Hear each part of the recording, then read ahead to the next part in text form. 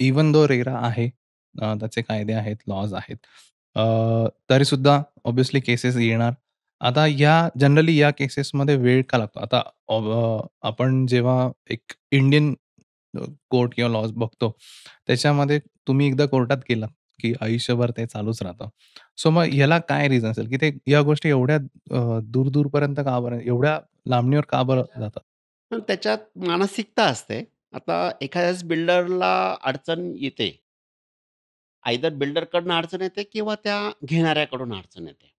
आता अडचण येते तर मग खरं तर केसेस करतात. आता ज्याला अडचण येते त्याला वेळ पाहिजे असतो. मग तो असे वकील आता हे वकील आणि पक्षकार आणि जज हे पंचमहाभूत आहेत.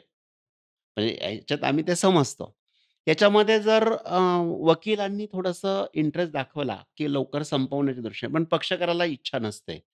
त्याला लांबवायचा असतो कारण आता जर देणाऱ्याला म्हणजे फ्लॅट घेणाऱ्याला असेल, त्याला पैसे द्यायला थोडासा वेळ पाहिजे असेल. मग तो वकिलांना सांगतो, "मला थोडी मुदत घ्या करून." मग कोर्ट थोडंसं आता कायदा आहे. 4च मुदती द्यायला पाहिजे. 3 महिन्याच्या आत त्याचं म्हणणं दिलं गेलं पाहिजे. परंतु त्या कायद्याचा उपयोग थोडासा दुरुपयोग होतो. तो वकिलांमुळे होतो.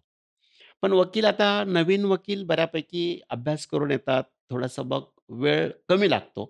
पटापट होतो. आता कोर्टालाही कंट्रोल करण्यासाठी हायकोर्ट आहे किंवा लवकरात लवकर जुन्या मॅटर लवकर संपवावं. त्याच्यामुळे आता तसा वेळ पूर्वी जो लागत होता, त्याला 20 वर्ष लागतील किंवा त्याची एक जनरेशन जाईल, ती आता तशी परिस्थिती नाही. अजिबातच नाहीये. म्हणजे जर वकील चांगले मिळाले, म्हणजे वकिलांवर मी बोलेलच. वकील चांगले मिळाले, वकील हुशार मिळाले आणि मग आणि कोर्टापुढे जर प्रेझेंट जर लवकर केलं, तर समोरचा विलंब लावू शकत नाही, कारण त्याला मर्यादा असतात. मग मॅटर लवकर संपतं.